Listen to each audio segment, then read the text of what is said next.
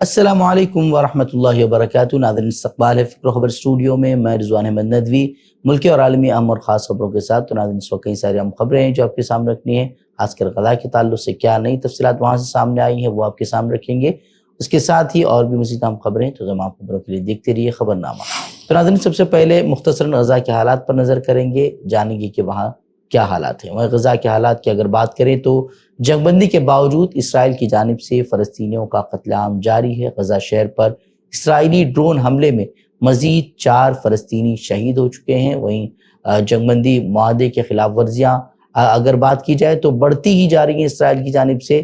گزشتہ دنوں بھی 10 فلسطینی جو ہے وہ شہید ہوئے تھے اور آج مزید 4 فلسطینیوں کو شہید کر دیا گیا ہے۔ وہیں ایک رپورٹ سامنے آئی ہے جس سے آپ کو اندازہ لگ جائے گا کہ اسرائیل کی گرفتاری مہم آخر کیسے چلتی ہے۔ رپورٹ کے مطابق جنگ بندی کے دوران اسرائیل نے محض 1800 فلسطینیوں کو رہا کیا ہے، تاہم اس دوران اسرائیل نے 30,000 فلسطینیوں کو حراست میں لیا ہے۔ اس کا مطلب یہ ہے کہ رہا ہونے والے ہر فرد کے بدلے 16 دیگر کو گرفتار کیا گیا ہے۔ وہیں گزشتہ 2 دن کے دوران امریکی صدر ٹرمپ کے خصوصی ایلچی اسٹیو وٹکوف وہ دوحہ کے دورے پر تھے۔ وہاں دورے کے دوران کیا چیزیں وہاں سامنے آئی ہیں، کیا باتیں کی گئی ہیں، اس کی نئی تفصیلات جو ہے وہ سامنے آئی ہیں۔ وٹکوف نے اسرائیل اور حماس کو غزہ میں ایک جنگ بندی میں توسیع کے لیے ایک نئی تجویز پیش کی ہے۔ ان کے مطابق 5 زندہ یرغمالیوں کی رہائی کے عوض غزہ میں جنگ بندی کو کئی ہفتوں تک بڑھانے کی تجویز ان کی طرف سے پیش کی گئی ہے۔ اسرائیل نے وٹکوف کی نئی تجویز کا مثبت جواب دیا ہے، جبکہ ثالث اس تجویز پر حماس کے جواب کا انتظار کر رہے ہیں۔ حماس رہنما خلیل الحیہ نے اعلان کیا ہے کہ ان کی جماعت جنگ بندی کو آگے بڑھانے کے لیے امریکی نژاد اسرائیلی قیدی اور 4 دیگر دوہری شہریوں کی لاشیں حوالے کرنے کے لیے تیار ہے۔ ان کا کہنا تھا کہ جنگ بندی معاہدے تک پہنچنے کے لیے ان کی تیاریاں مکمل ہو چکی ہیں۔ وہ حماس نے قابض اسرائیل کو اپنی ذمہ داریوں کو مکمل طور پر نافذ کرنے پر مجبور کرنے کی ضرورت پر بھی زور دیا ہے۔ واضح ہے کہ غزہ جنگ بندی کا معاہدے کا پہلا مرحلہ جو ہے وہ 42 دنوں تک جاری رہا۔ 1 مارچ کو وہ دور جو ہے وہ ختم ہو چکا ہے۔ اس کے بعد دوسرے مرحلے کا نفاذ اب تک ممکن نہیں ہو سکا ہے۔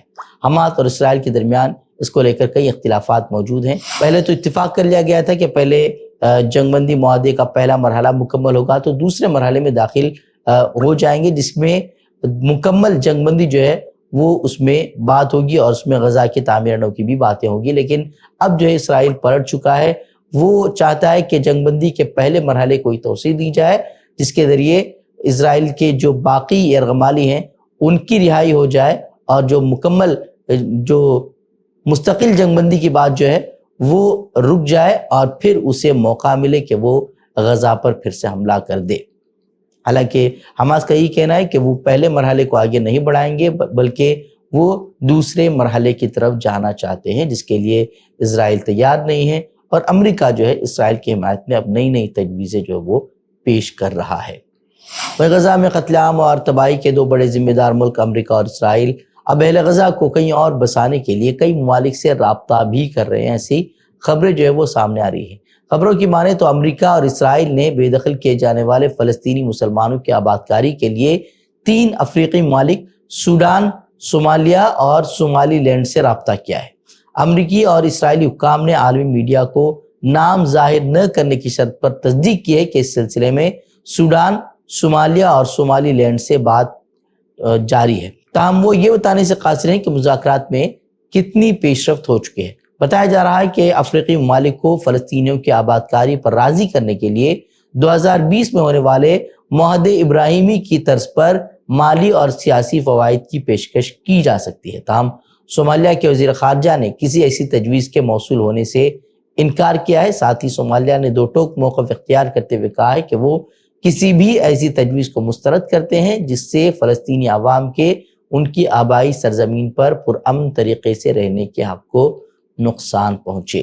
تو ناظرین، یہ تھی کچھ مختصر خبریں غزہ کے تعلق سے۔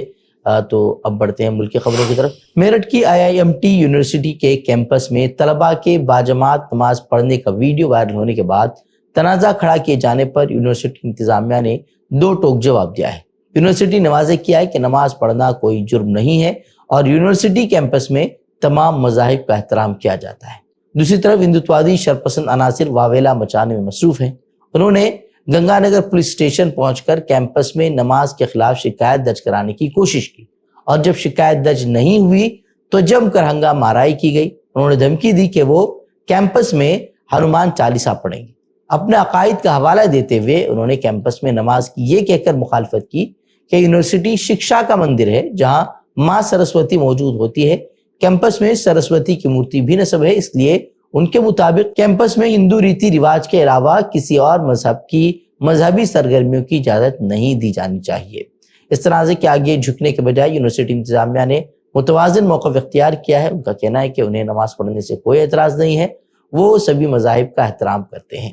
ملک میں پھیلے نفرت کے ماحول میں یونیورسٹی انتظامیہ نے سب کو ساتھ لے کر چلنے کی وکالت کی ہے۔ یونیورسٹی کے اس جرأت مندانہ اقدام کی پذیرائی بھی وہ کی جا رہی ہے۔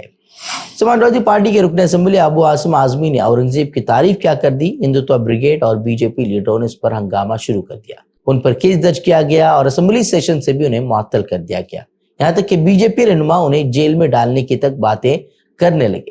اسی درمیان سیشن کورٹ نے ممبئی پولیس کی جانب سے اعظمی کے خلاف ایف آئی آر درج کرنے پر سخت تبصرہ کیا ہے۔ عدالت نے کہا کہ ممبئی پولیس نے ان کے خلاف بغیر ویڈیو دیکھے مقدمہ درج کیا ہے، تاہم عدالت نے اعظمی کو تحمل برتنے کی بھی تنبیہ کی۔ بتا دیں کہ انہیں مہاراشٹر اسمبلی سے معطل کیا گیا ہے اور ان پر مذہبی جذبات کو ٹھیس پہنچانے کے نام پر مقدمہ درج کیا گیا ہے۔ ہولی اور نماز جمعہ کے سلسلے میں گزشتہ روز تک جتنی کشیدگی تھی اور جس طرح کی بیان بازیاں ہو رہی تھی، اس کی وجہ سے حالات اور بھی کشیدہ ہو گئے تھے، لیکن جمعے کو ہولی کا تہوار اور نماز جمعہ دونوں ہی نہایت پرامن طریقے سے مکمل ہوئی۔ البتہ کچھ ریاستوں میں چھوٹے موٹے جھڑپ کے واقعات ضرور پیش آئے ہیں۔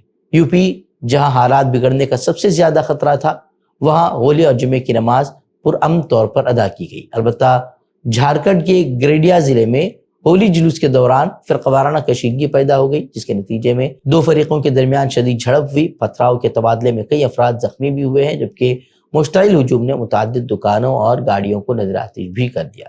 پولیس کے مطابق موقع پر موجود لوگوں کا کہنا ہے کہ بحث و تکرار کے بعد معاملہ سنگین ہو گیا اور دونوں طرف سے پتھراؤ شروع ہو گیا۔ ضلع کے پولیس سپرنٹنڈنٹ کا کہنا ہے کہ وہ واقعے میں ملوث افراد کی شناخت کر رہے ہیں اور ان کے خلاف سخت کارروائی کی جائے گی۔ فی الحال حالات قابو میں ہیں اور کسی کو شدید چوٹیں بھی وہ نہیں آئی ہے، تاہم کچھ گاڑیوں کو آگ ضرور لگائی گئی ہے۔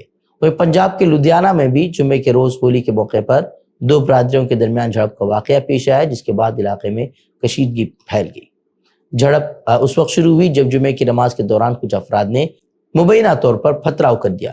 نماز کے دوران اونچی آواز میں ڈی جے بجنے کے بعد صورتحال کشیدہ ہو گئی اور دونوں برادریوں کے لوگ آمنے سامنے آ گئے۔ اس واقعے میں 3 افراد زخمی ہوئے ہیں، جبکہ پولیس نے حالات پر قابو پانے کے لیے علاقے کو اپنی نگرانی میں لے لیا۔ روس کے صدر ولادیمیر پوتن نے یوکرین کے علاقے کرسک میں لڑنے والے یوکرینی فوجیوں سے ہتھیار ڈالنے کی اپیل کی ہے اور انہیں زندگی کی ضمانت دینے کا وعدہ کیا ہے۔ دوسری جانب امریکی صدر ڈونلڈ ٹرمپ نے پوتن پر زور دیا ہے کہ وہ یوکرینی فوجیوں کی جانیں بچائیں اور جنگ کے خاتمے کے لیے مثبت اقدامات کریں۔ ٹیلی ویژن خطاب میں پوتن نے کہا کہ وہ ٹرمپ کی درخواست سے ہمدردی رکھتے ہیں اور یوکرین کے رہنماؤں سے اپیل کرتے ہیں کہ وہ اپنی فوج کو ہتھیار ڈالنے کا حکم دے تاکہ انہیں محفوظ اور باوقار سلوک کی ضمانت دی جا سکے۔ امریکی تجزیہ کاروں کا کہنا ہے کہ یوکرینی فوجی روس کے علاقے کرسک میں محاصرے میں ہیں اور ان کے پاس زیادہ وسائل نہیں بچے۔ تاہم یوکرینی فوج کا دعویٰ ہے کہ ایسا کوئی خطرہ نہیں ہے اور وہ حکمت عملی کے تحت اپنی پوزیشن تبدیل کر رہے ہیں۔ ادھر G7 ممالک نے روس پر مزید پابندیاں لگانے کی دھمکی دی ہے اگر وہ جنگ بندی پر راضی نہیں ہوتا۔ اجلاس میں یوکرین کی خود مختاری کی حمایت کا اعلان بھی کیا گیا ہے۔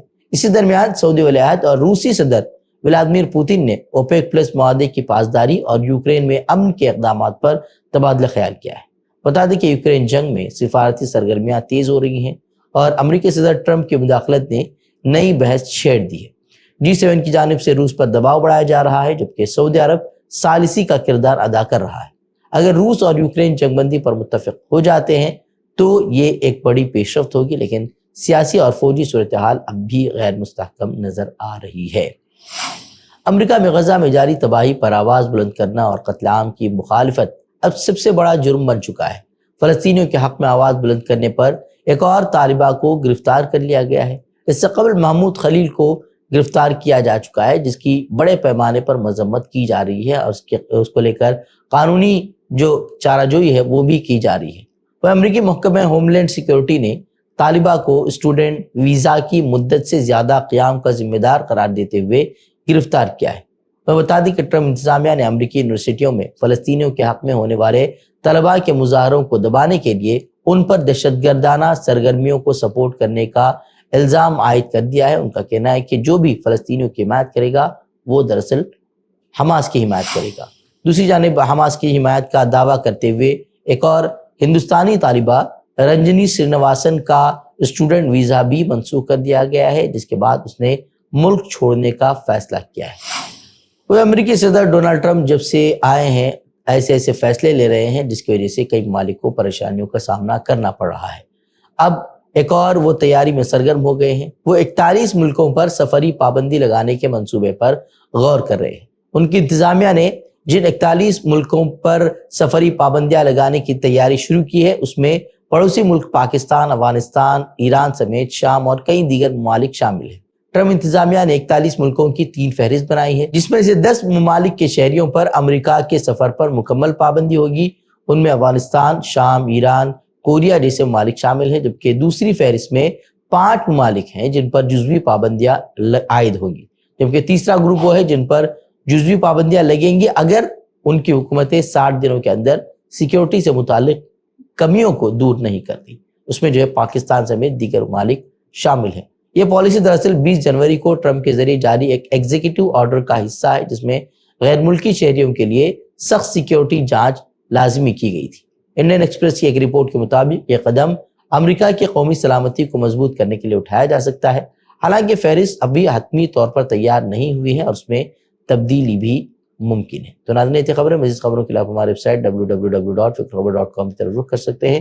ویڈیوز کے لیے ہمارے یوٹیوب چینل کو سبسکرائب کریں۔ تو ناظرین، السلام علیکم ورحمۃ اللہ وبرکاتہ۔